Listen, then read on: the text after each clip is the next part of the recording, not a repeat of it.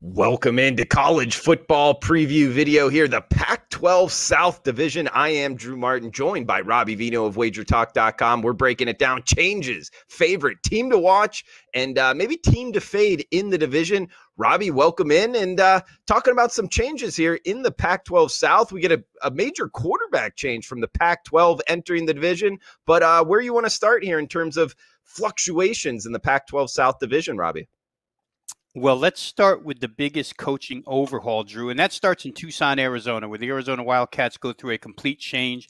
And, a lot of times you change systems, but this is an overhaul of everything. Out is Kevin Sumlin and that up-tempo spread that he favors, that he recruited to, and in steps Jedd Fisch, a guy that I've never been particularly fond of. His systems are extremely complex, and in college it hasn't always worked to his advantage. But Jedd Fisch is the head coach here, the offensive coordinator. You go from Noel Mazzone, a kind of a pass-happy, up-tempo guy, to Brennan Carroll, who is actually Pete Carroll's son. And then the defensive coordinator here comes from Michigan. Veteran Don Brown comes in. But, let me just talk real quick, Drew, about the offense, because the scheme is so different. Again, you go from up-tempo spread to pro style, where the quarterback, according to the head coach here, is going to take 35% of the snaps under center. And just taking snaps from center in the spring was an issue for these Arizona quarterbacks who have never played that style before. You're talking about a formation change where you have two tight ends. Sometimes in spread, you have no tight ends. So the blocking schemes are different. Everything's different here. Terminology. This is a pretty huge learning curve for the Arizona Wildcats where offense is concerned. I would think that they have a downward spiral this year offensively. And then on the defensive side, of course, Don Brown's going to come in and put in his aggressive 4-3 style defense. They haven't exactly recruited to that either. That could be an issue. They were playing 3-4 before this. So again, like we said in our Pac-12 North preview, 3-4 to 4-3 requires a lot of position switch, a lot of player evaluation that goes on into the fall. So that's a big one as far as coaching is concerned. The other one, which is rather minor, happens in Colorado, where the defensive coordinator position saw a promotion for Chris Wilson. He's been the DL coach, defensive line coach at Colorado. He takes over for Tyson Summers. They ran a 3-4. They've not abandoned it. They're going to keep it, but they're also going to add in the 4-3. Chris Wilson was a defensive coordinator at Mississippi State in the SEC and ran a 4-3. So you're going to get a little of both. No true looks, no true base defense here. A lot of multiple stuff. It's not as big of a learning curve as what they're going to face in Arizona, but still somewhat notable for the Colorado Buffaloes. Those are a couple of coaching changes. And then if we get into personnel real quick, I'll be honest, a favorite of mine, you probably know, we talked Baylor football a lot, but Charlie Brewer at quarterback, certainly, in my mind, one of the best quarterbacks in the Big 12, takes over at Utah here. Looks like he's going to be the number one quarterback. He's got 5 returning offensive linemen in front of him. How about this, Drew? In their spring practice, Charlie Brewer steps into a new offense and goes 15 for 15 in the spring practice game. So Charlie Brewer looks like he's going to step in and be just fine. Again, Baylor's problem was they couldn't protect him, right? He took a beating in Waco. And here he's got 5 offensive linemen back. Britton Covey, a tremendous wide receiver. He's got 2 good wide receivers to throw to, plus a returning tight end. Another big name that you may know, Zach Charbonnet, running back from Michigan, heading to UCLA to bolster their running game. Big addition there for UCLA. And one that I'm going to pronounce rather slowly, but impactful. Palai Goteote, inside linebacker, USC, transfers out. Goteote had 105 tackles for USC, 7.5 for loss, 2 sacks. It took them by surprise. He transferred out in the middle of the spring and went to Ohio State. So that's a void in the USC defense. Of course, they've got guys that can make up for that in some respect. I don't know that they can cover him entirely. For those of you that are from Las Vegas, he was a Bishop Gorman standout. So if I butchered the name, forgive me. But we'll get it right by the time season comes here. Yeah, going from Vegas to Southern California up to Ohio, man, that is surprising for sure. But Charlie Brewer, the quarterback, he's going to have a lot different looking offensive line. You nailed it there. I mean, Utah, the Utes might be worth a look. And when you start talking about favorites in the Pac-12 South division, Robbie, you don't got to go too far down before you get Kyle Whittingham's team here. Talking about the USC Trojans, we're seeing them at 8.5 wins at William Hill. Also odds to win the South, actually to win the Pac-12 here, plus 350, Robbie. Then we get Arizona State followed in the South division here, plus 450, Utah plus 700, UCLA plus 1,200 before it starts to fall off to Colorado and Arizona. In terms of maybe a shot to win the Pac-12 South here at the division, Robbie, do you like any of these teams?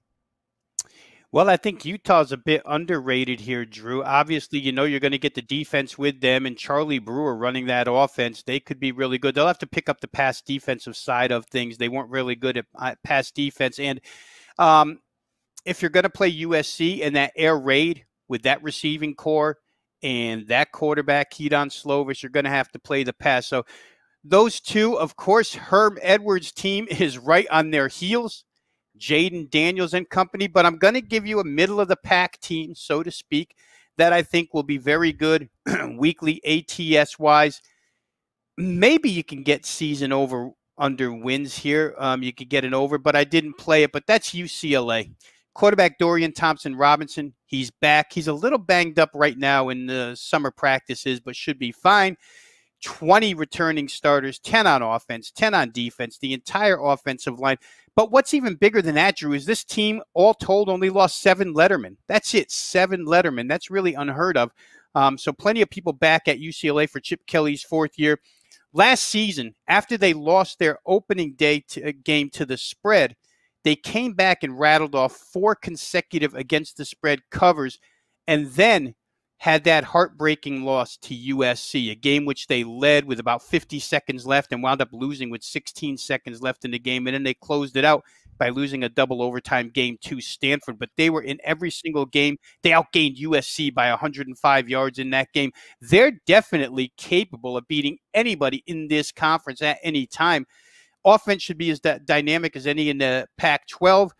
Their losses were by 6-3, 5-1. To me, this team probably carries some value here. Going to take a look on a weekly basis at UCLA where point spreads are concerned. Like I said, I didn't get to the season over under win total. I'll give you one, guys. You play to win the game. Tempe, Arizona. We're talking the Arizona State Sun Devils. I like this team. You know, take a shot at maybe winning the Pac-12 near plus 500 range. In terms of their season over-under win total, we're talking about Arizona State here. It's not showing at William Hill, but at some other shops, you can find them at 7 wins towards the over. In Herm Edwards, you know, a good head coach. A lot of people doubted him because of his age. He's really come in there and got this program heading in the right direction. To both coordinators in their second year here. And Robbie, you're talking about quarterback Jalen Daniels. I don't know if there's a better one in the division. They're returning a bunch, 9 on offense, 11 on defense. Watch out for Arizona State this year, guys, in the Pac-12 South. Now we got to talk team to fade here, Robbie. Or you have one of these teams circled as looking to make some money betting against here. I mean, Arizona, you talked about them on the top. They've had some rough years of late. You know, is Colorado, they going to bounce back? What are you thinking here in terms of team to fade in the Pac-12 South, Rob? Well, I have to give you the one I played, Drew, and I played under 2.5 wins at plus 110 for Arizona. I went over the coaching upheaval. It's just so hard for these guys, especially when you're in a conference full of stable systems and coaching staffs where teams are getting better and you're going to start from scratch with something new that's not easy to learn. I just don't think Arizona's personnel is fitted for the schemes as of yet, and I don't think they can grasp the schemes right away. They have one game against Northern Arizona that we can count as a win, and then they have a couple others that are possible wins. They come against Colorado and California. One's home, one's away. I forget which order they are in.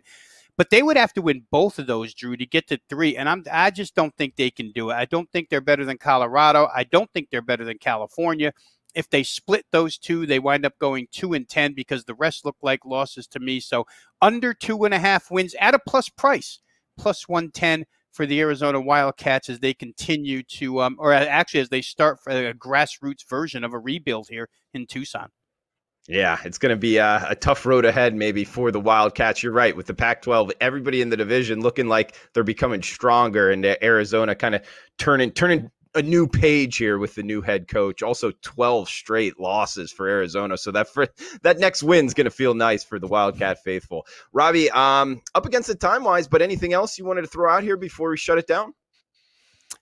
I think that where the conference championship game is concerned, Drew, if you're betting Pac-12 champion, and you probably end up with either a Washington, Oregon on one side versus a USC, Arizona State, Utah on the other side. I think that for what it's worth, the South would probably be the underdog and worth a shot when you're betting conference championship. If I was going to bet team to win the Pac-12 title, and I didn't, but if I were, I would pick one of the three Southern teams to go ahead and win it. So we'll see how that pans out, but I think all three of these teams are more than capable of winning the entire thing here. Don't trust Washington's offense as much. Oregon, a great team, but they have that tendency to slip at times. They won it big last year. I would look towards the South. You get better payback on any of those Southern teams.